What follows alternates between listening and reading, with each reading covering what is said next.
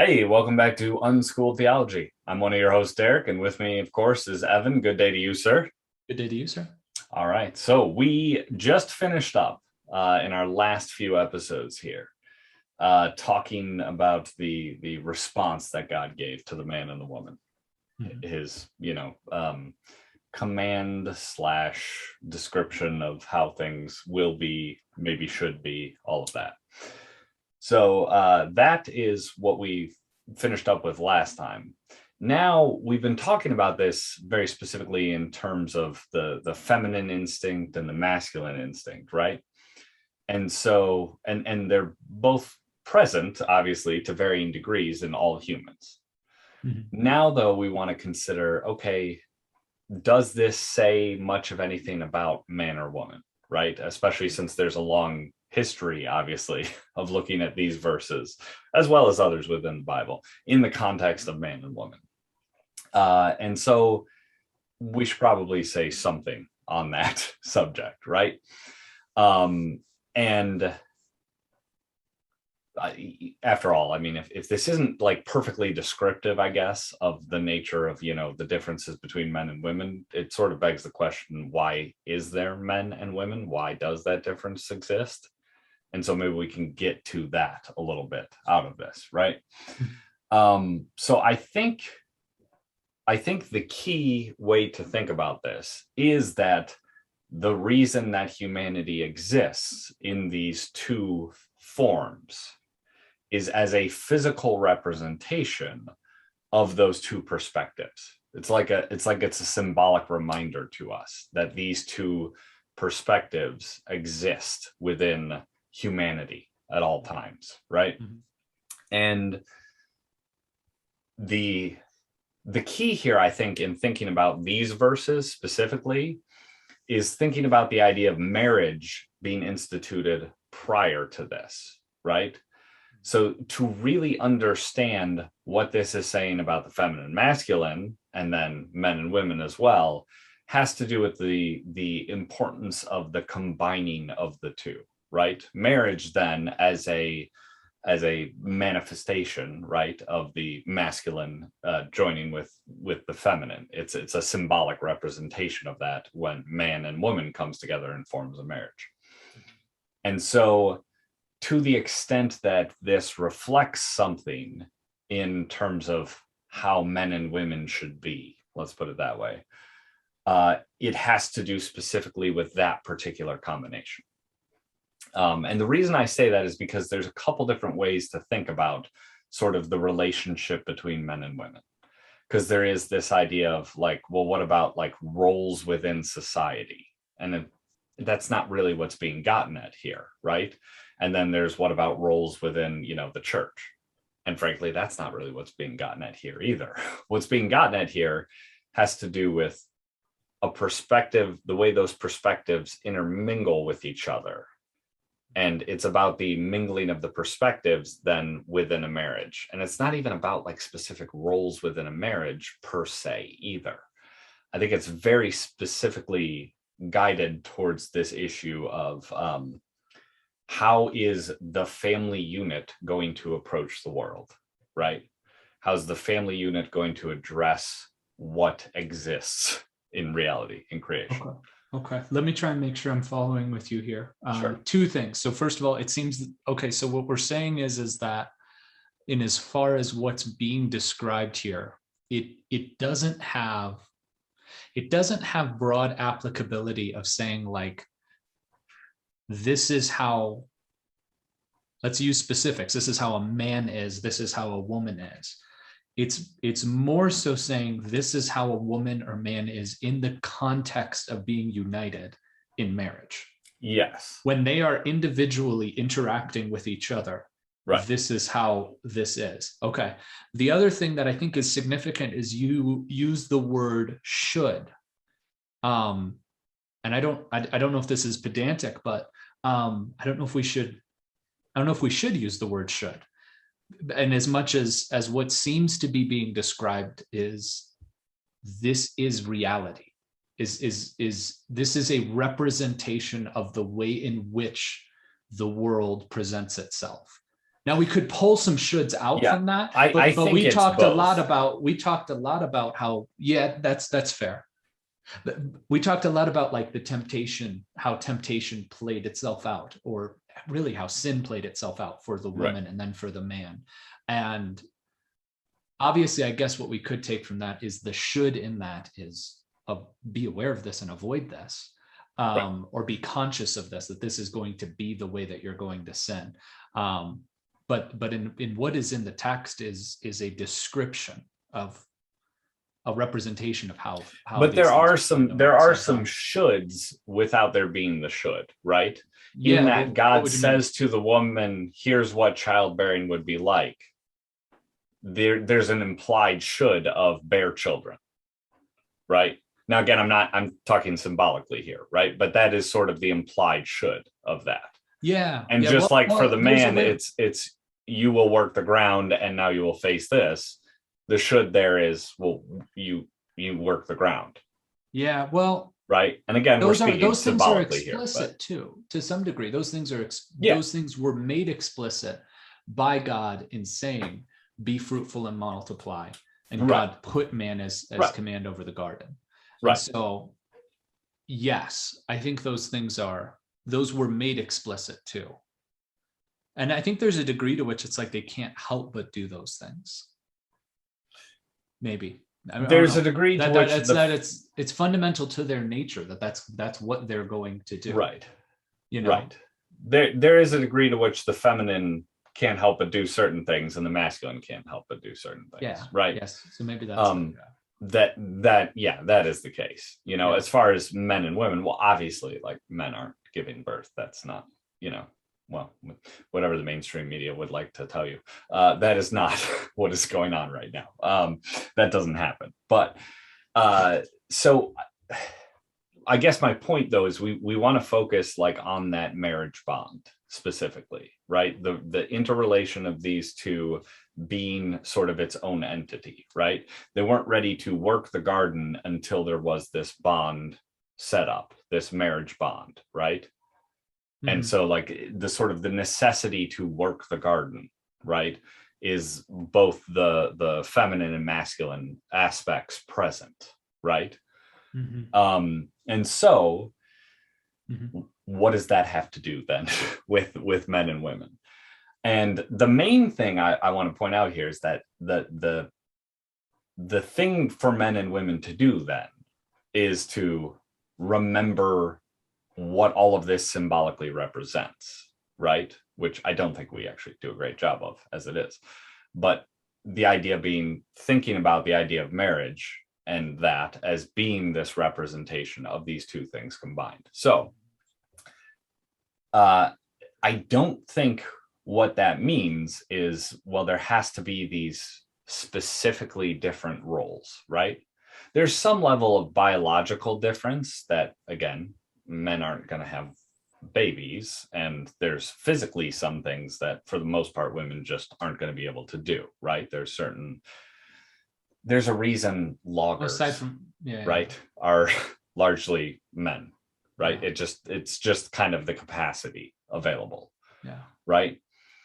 But those are relatively, the giving birth isn't, but the physical difference are relatively superficial. What do you mean? The physical difference between men and women. Now those have resulted in different functions, but at least how we have to approach life now.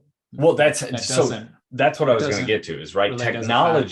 Technology diminishes the difference, right? The physical difference of those. I mean, technology.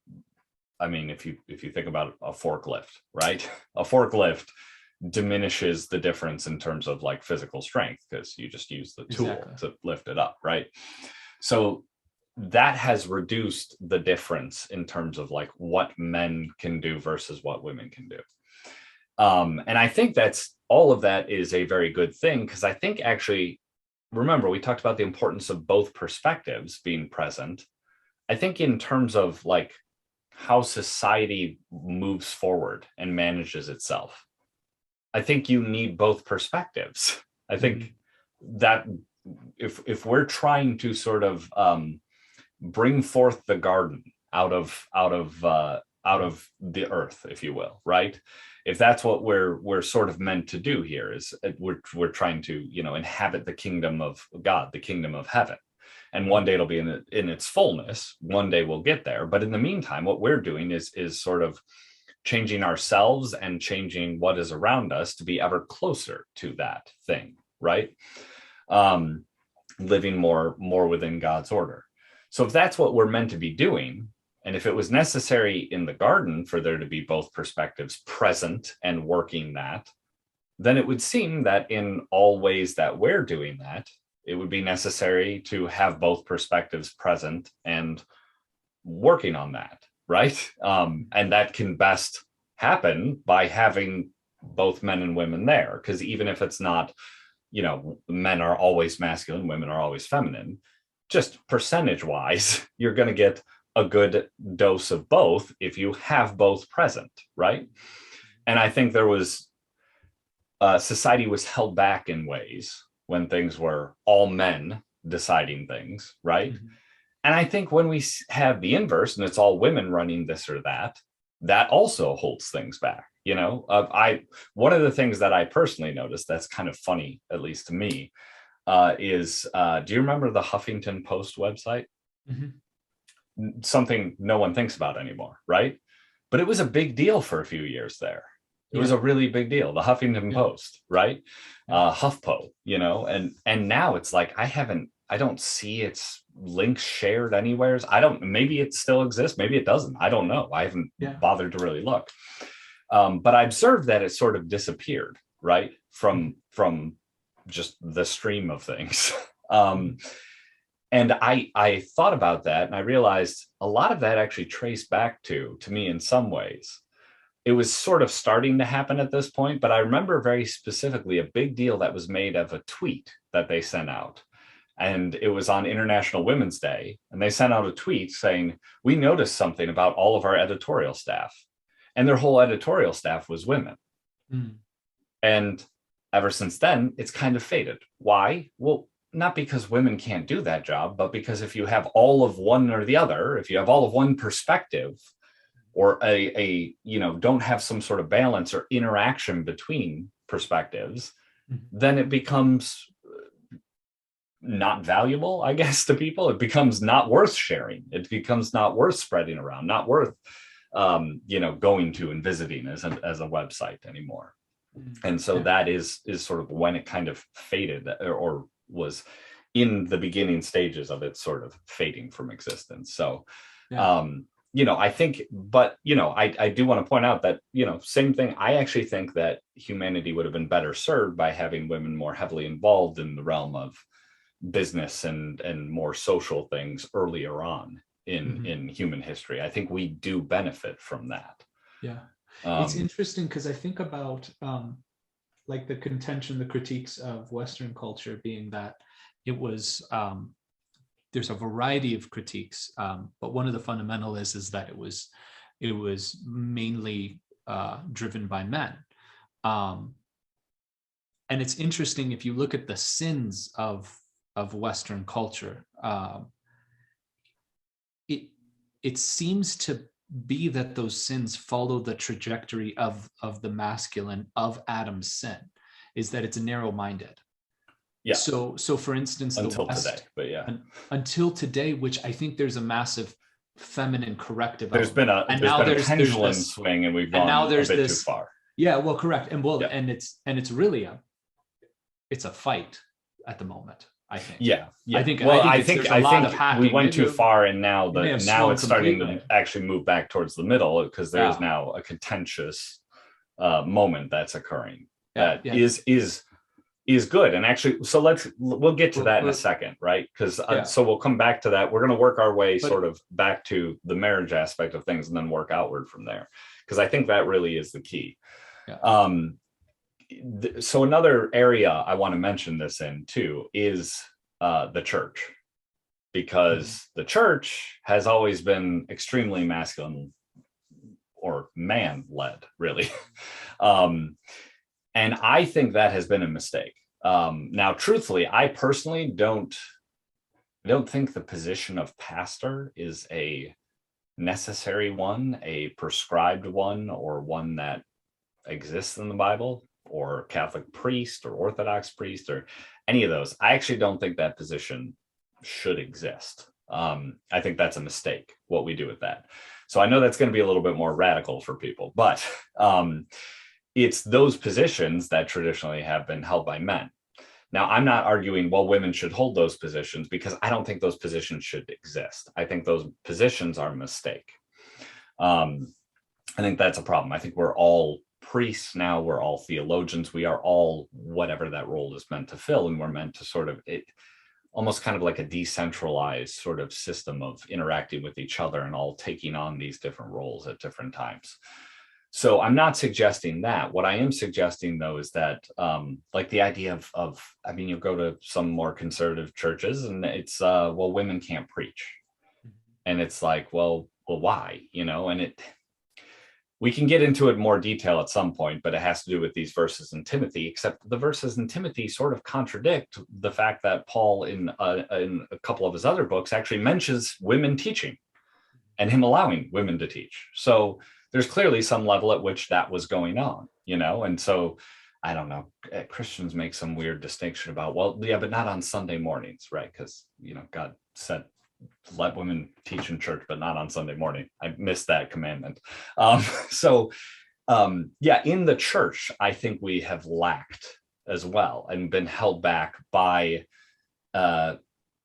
excluding women from performing functions, right? And I'll put it that way because I don't believe there should be as many roles in the church as we do have. I think there is a place for like elder and deacon, although how people become elders and deacons, that's a lengthier subject, I think. And I think we do that. Let's just say we do it weirdly, right?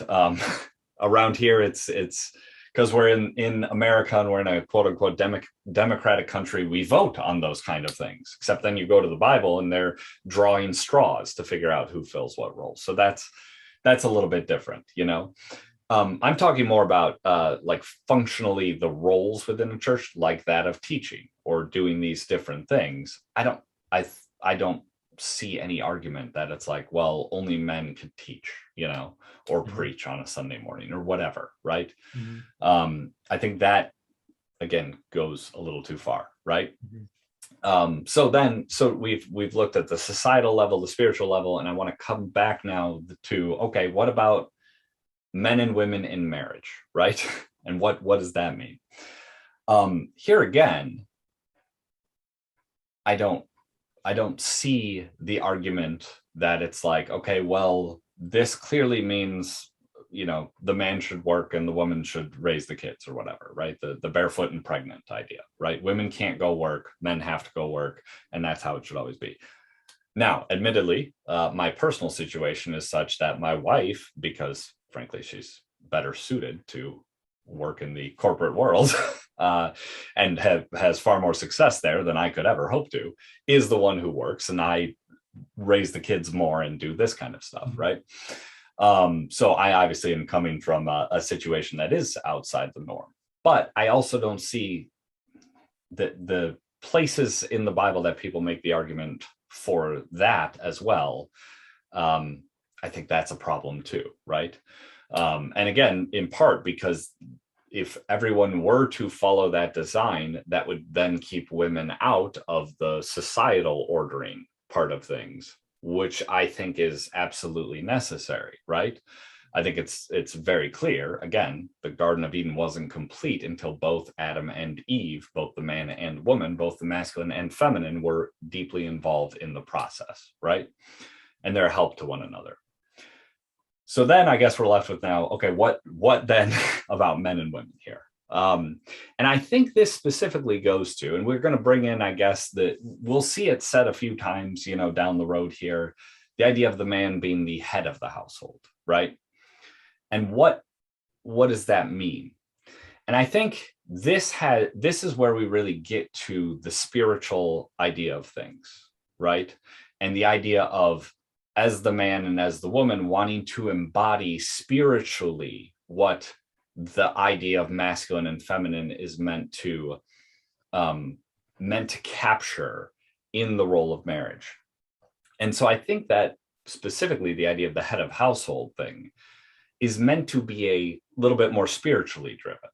And the idea being, hey, head of the household, be what Adam wasn't, and ask the question about the fruit, right?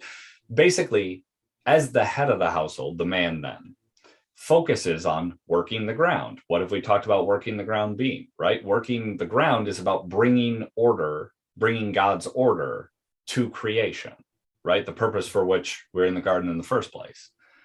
And so that spiritual idea of what does it mean then for the family unit then to work on that, to work on bringing order to the world, that needs to be the focus that the man should try and take on, is thinking about that. What part do we have to play in this role of ordering things according to God? Then we would look at the woman, and especially look at this role of birth and bringing forth new ideas. Their role, I guess, would be to then make sure the man is sort of thinking about everything that could go into that, if that makes sense. So let me give an example of this. For instance, my wife, I think, actually is wonderful at this, because what we'll do is we'll talk theological ideas and stuff at times.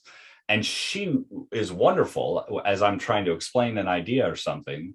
She's wonderful at bringing up, yeah, but what about this thing? And I realized, oh, that's something I hadn't considered. I was so focused in this direction, I hadn't considered this thing here that really should be incorporated into this idea. And so then I will say, oh yeah, that's true. I need to think about that, right? So it's like a supplemental source, I guess, of things that need to be incorporated into this thought process, into working the ground. It's sort of breathing new life in a way, giving birth, right? Breathing new life into that sort of theological stream, or that sort of spiritual stream of, hey, we should do this, and do this because this would be working the ground correctly within God's order. And it's like, yeah, it would be, but what about this thing here? How does that fit in? And then it's like, oh, well, you know what? You're right. Actually, if we think about that thing, then we might need to shift actually a little bit, or maybe there's a way that needs to now be incorporated, still going in the same direction or whatnot, right? There's a million different ways that could work. But that really is the idea of what I see sort of being gotten to here within like marriage, if that makes sense. Yeah. The thing that I'm wondering about is where you're pulling head of the household from. I don't see that in. It's in Paul says it, I think, a couple times, actually. Okay. I think he describes the man as the head of the household. Okay. Yeah. I guess you're pulling it from farther away. I'm pulling it from ahead. Yes. Yeah. Okay. So I just pulled it up. That is in Ephesians 5:22 and 24. That's where the idea of the husband is the head of the wife, right? As Christ is the head of the church, that kind of thing. Mm-hmm. So that's where that idea comes from. Okay. That makes sense. All right. So I am pulling in obviously from ahead, which is something we've done, several times. But I guess my point here is that's when we look at this, that is sort of symbolically what's being got at, is that the masculine needs to be, because the masculine is good at being singularly focused, right? At being singularly driven in a specific direction. The masculine in society needs to be specifically focused at how do we work the ground? How do we bring the earth more in alignment with God's order, right? Mm-hmm. With his design. And then the feminine within all of society needs to be considering more of that perspective of, okay, what about these other factors that you're not seeing or not considering? Or what about this? What about that, right? What about these different things, right? Yeah. Let me bring to you other information, other considerations that you're so narrowly focused on solving this problem, which, by the way, I mean, how stereotypical is that, right? Men want to always solve problems. It is a masculine thing to want to solve problems, but you're so narrowly focused on that, you're sort of missing something else over here that might actually affect how you go about solving this problem. Mm-hmm. And so if we can, in our marriages, reflect that dynamic, right, in terms of man and woman, right, what we do, then that can then more easily spill out into our other relationships in life, right? If that is the way, if we sort of develop a habit of sort of understanding masculine and feminine in these ways because of the way a marriage interrelates, mm-hmm. then it doesn't matter who's working. It just matters that, okay, well, but the household together understands, like, here's sort of the goal in terms of what this household or family or whatever is trying to do in terms of bringing better order to the earth, right? Mm-hmm. And so that may be through part of it is going out and working in the world, part of it is raising kids, part of it is being a part of a church and other social groups, right? That is all part of the process, but it's just how the family is going to approach those processes should be, the man should try and embody the masculine ideal and be focused on going in that godly direction. But because the man is going to be focused on that, he's going to miss some things. So the woman then in the marriage should be focused on trying to embody that feminine ideal of saying, okay, that's all good, but what about these things, right? These things are going on too. These things you need to consider too. These things you need to consider too, right? And keep giving that sort of valuable information, right? That is sort of, if we embody that in our marriages, then we can start to translate that out into the rest of the world, right? And we can start to recognize these. It's basically establishing a pattern, right? Is what you're embodying this pattern, and then that pattern can work outward from there into the other places that you participate in the world. It seems reasonable. That seems reasonable. Yeah, it seems that there's the benefits to masculinity is this degree of hyper-focused attention.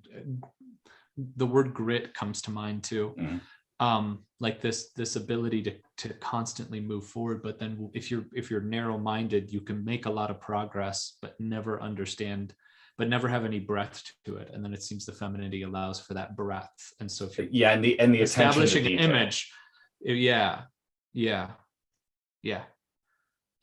And so you're able to go far and wide at the same time, right? If they're unified and they're properly interacting. Yeah. Right. Exactly. Yeah. So now I should say all of this does make the idea of marriage significantly more important, and the idea of it being between a man and a woman, because it is about that embodiment, that representation of the union of masculine and feminine being the necessary thing. And so it's about embodying that pattern, right? And so when you try to define marriage otherwise, then the symbolism of what's occurring there is like the union of masculine with masculine, or the union of feminine with feminine. And that is outside the pattern of what is necessary to bring God's order to things. Again, one without the other was not good in the garden. That's the first time we get God saying it was not good, was one without the other, right? It's you need the two coming together and sort of uniting in this way to set the pattern, right? And the way humans work is we remember things that through physical embodiment of it, right? This is why the idea of the Lord's Supper is so important. This is why the idea of baptism is so important. This is why the idea of the sacrifices, right, in the Old Testament were so important. All of these things were important because we are part spiritual and part earthy, right? And so the earthy needs to similarly reflect the spiritual. right? And that is why the marriage thing becomes so important, right? And so vital. And I think you can perhaps trace some of the issues we have in society right now. You said it before, right? There's been sort of an over feminization of some things, and that's led to some issues. And we don't probably have time to go into detail about that, but let's just say, those who understand what we're saying will certainly understand what we're saying. If not, it's going to be probably a lengthier thing than we could describe here. I think Jordan Peterson maybe does some decent explanation of stuff related to that. But that could be a problem born out of the fact that we sort of are, as a culture right now, it seems that people are running from the idea of genders and marriage and these things. And it's like, well, no, those still had an important part to play, right? And that's key. That's really important. And right now, we're like a society that is embodying the woman in the garden, right? And chasing and eating the fruit, right? That is what sort of societally we're embodying at the moment, rather than embodying what the sort of design of things or structure of things that God sort of lays out after the garden. And that is what we need to aim towards. And I think, truthfully, I think a central part of that is actually starting to return to a more traditional, and it's not just Christian, I mean, this is the world over, but a traditional understanding of marriage, in the sense that it's a man, it's a woman, and there are certain, dynamics of that specific relationship that are different than these people's relationship with anyone else out there, right? Whether it be physical or personal, emotional, all of that, it's different. And I think embodying that is sort of the first step to sort of correcting the rest of the order, right? Everything else comes downstream from that fact. That's why this story here starts out with a single man and woman in union, because everything else comes out from that, right? That's why that is even why the idea of sex, right, being limited to marriage partners, that's symbolically what's so important to that, is that then produces kids. And that spins out of this idea of this union, right? Producing that which goes out into the world and then changes the world, right? And so that union of masculine and feminine is what's necessary to go out and order the world. Okay. I didn't know if that was hitting or not. Oh. That was a lot. I think the critique that comes to mind is that we've read most of this as not unhistorical, but irreverent to the historicity of it, and then irreverent, kind of more metaphorical, or at least trying to hit at the metaphorical idea of the masculinity and femininity, and then symbolically, and then right now it feels like you're hyper fixating on it being historical, or referencing physical. So you're referencing, I should clarify that, women as opposed to masculine and feminine, right? Which I should clarify then, because what I mean here is the idea that let's not forget, right? We're put on Earth to bring order to Earth, right? So there's an aspect of, as we talk about things symbolically and spiritually, the earthiness of things, the earth, this material world, is where those things get played out, right? It's where those things that are symbolically happening occur, right? We talked about sin and the idea of sin and the idea of universal sin. And the idea of what the story is telling us is, here is the spiritual process, right? by which sin occurs in all of us, right? This is all sin. And we'll talk about this in a few episodes down the road here when we finish this story out. All sin is symbolically represented in this story in terms of, what is going on spiritually when we sin. And that is the way in which it is the universal story of sin. But the sin occurs in the earthy real world, right? So the symbolism is like that there's an earthly component to it, right? It's not all just in the spiritual, right? The earthly order of things and what is done earthly matters, right? And in part, some of what we do earthly, right, within God's order is ritualistic in ways that account for our limited nature as human beings, right?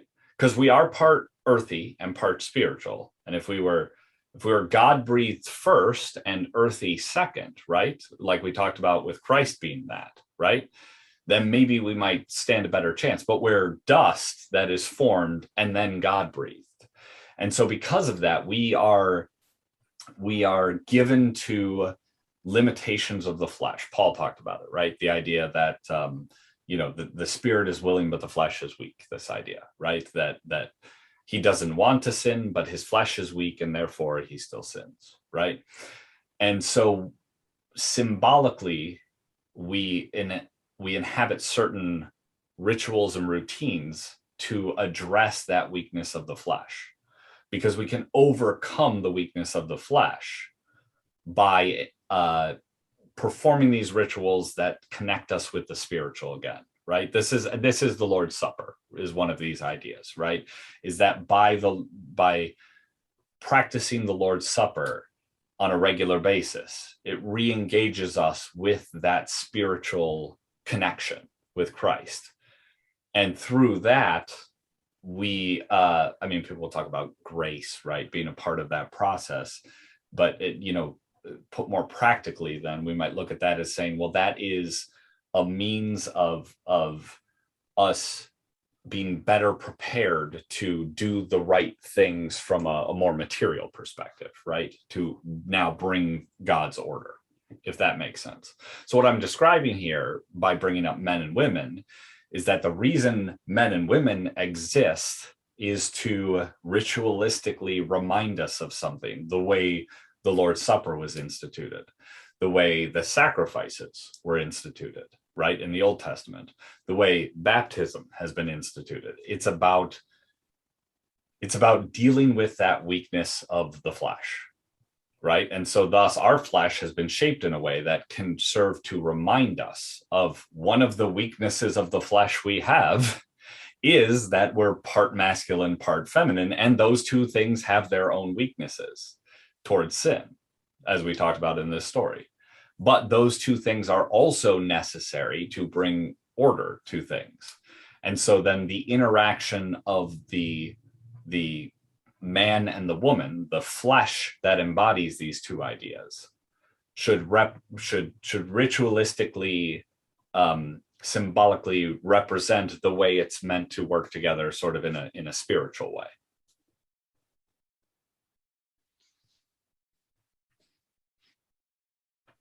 See, the thing that comes to mind then is,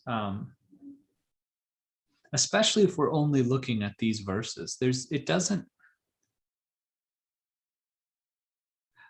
is where we're balancing the implication of it being a man and woman.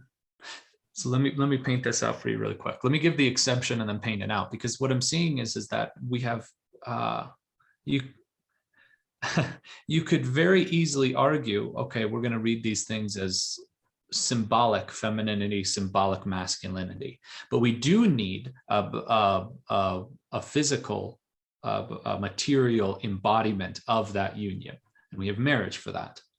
And so in that union, you would have a man who's probably more masculine and a woman who's probably more feminine in a union. And so they do embody physically that union of masculinity and femininity.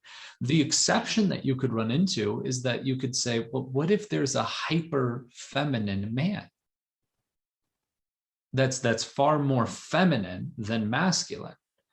Yeah. And then that unity with another masculine, with a more masculine man, that's where you end up in the same-sex marriage thing, where then it's hard for me to say that that's not a physical embodiment, especially if we're going to say that this is a representation of that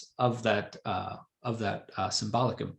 Yeah, but you or I looking at them don't know, okay, this is a more feminine man and a more masculine man together. Well, if right? you meet them, you could. Right. If you and meet I think them. that's I don't want to stray too far. I don't want to stray too far into territory that I don't know. So take this with a grain of salt, but I think that that's typically what same-sex relationships look like. Is that oftentimes there is a partner that represents could not be. a hyper version of the opposite gender, let's say, I guess. Yeah. Right. So this is, but I guess my point is you wouldn't know that by seeing them, right? Well, then is the representation then for them, or is it for us as spectators? It's for the world. We are made in the image of God. We are made in the image of God, meaning we are meant to go out into the world and represent God to the world. Mm-hmm. We are meant to be what God would be if he were to inhabit this world, right? And I guess the purest version of what he might be is one who doesn't need, a partner in that, right? He would have been, the man, but it being good that he was alone, right? Mm-hmm. Christ didn't need a wife, right? That makes sense because he would be the perfect balance of the masculine and feminine, right? But we are not that. We are not the perfect balance of the masculine and feminine on our own. So if we are meant to represent the image of God within creation, and we're meant to represent that outward to the world, right? It doesn't matter so much it's not for us together, although it is actually. I mean, it ends up being useful, right? In ways, but it's also for the rest of the world as well. It's for both, right? It is for both us and for them, right? And so that outward projection is important. It is important that we look around and say, oh yeah, we need both sides. And the two of one side and two of the other side is not really ideal. That doesn't work so well. We need both sides. Because two of either side doesn't produce any offspring.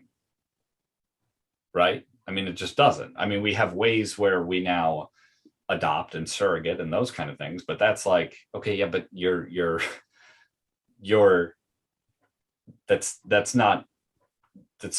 now using two different and then pretending that it came from two of the same side. Well, that doesn't work, right?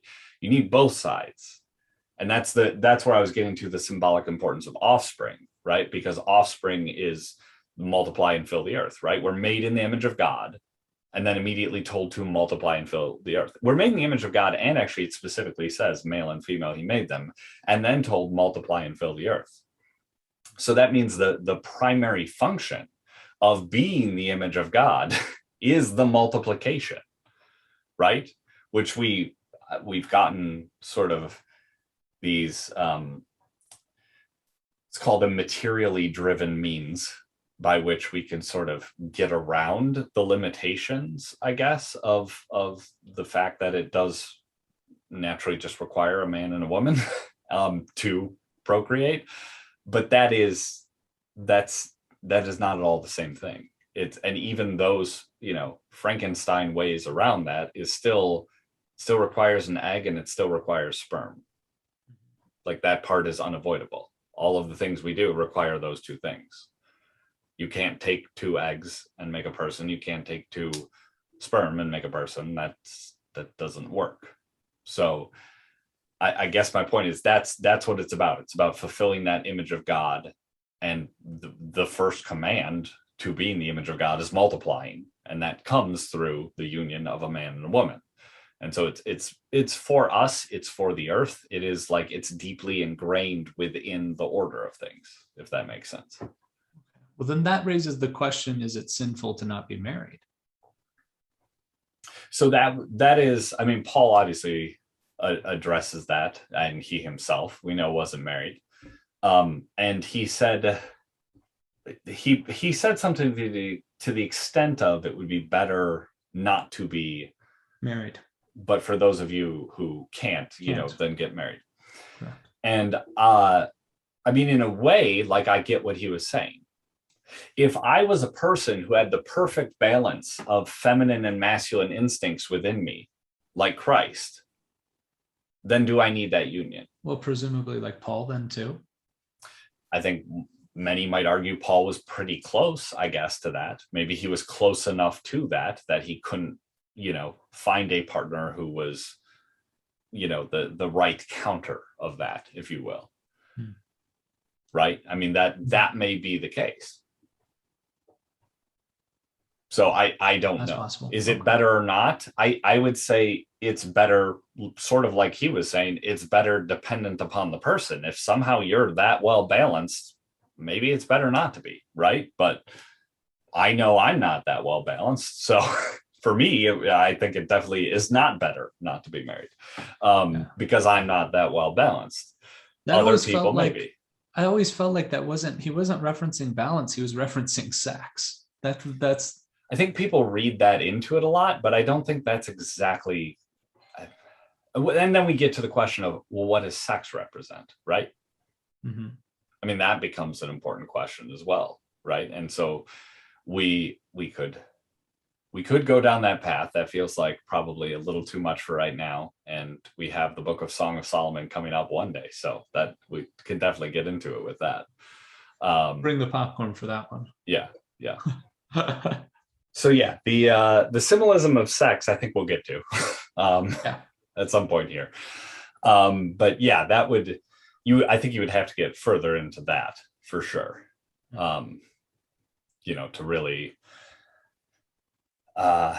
really hash out the importance, I guess, of being married and what all of that is. But yeah, I think what Paul is really getting to when he talks about that is the idea of,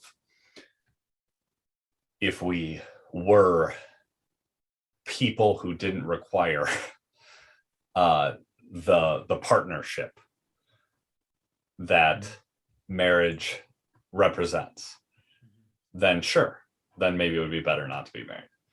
But most of us don't. We do require that. So therefore, we need to do that. But all right, so that's I think there's a lot there, I guess, to chew on, and we'll feel free to comment or review and share your thoughts on it. Email us unschooltheology@protonmail.com, and let us know what you think. If you have questions, for sure, send them our way, and we can do some sort of Q&A. I'm sure this wasn't perfectly clear, because all of these ideas, I never have them as clearly figured out as I want to until I sit down and write 5 to 12 drafts of some piece of writing to explain them. Here I just have some notes written out and whatnot, and we can talk through it, which is part of the process actually of writing, so it helps. But yeah, so if you have some questions or thoughts, or I don't know, want some clarification on these ideas, let us know. And until then, we'll get back into Genesis 3 and just a few more episodes, and we'll have wrapped up this story. So we'll look forward to that. See you then.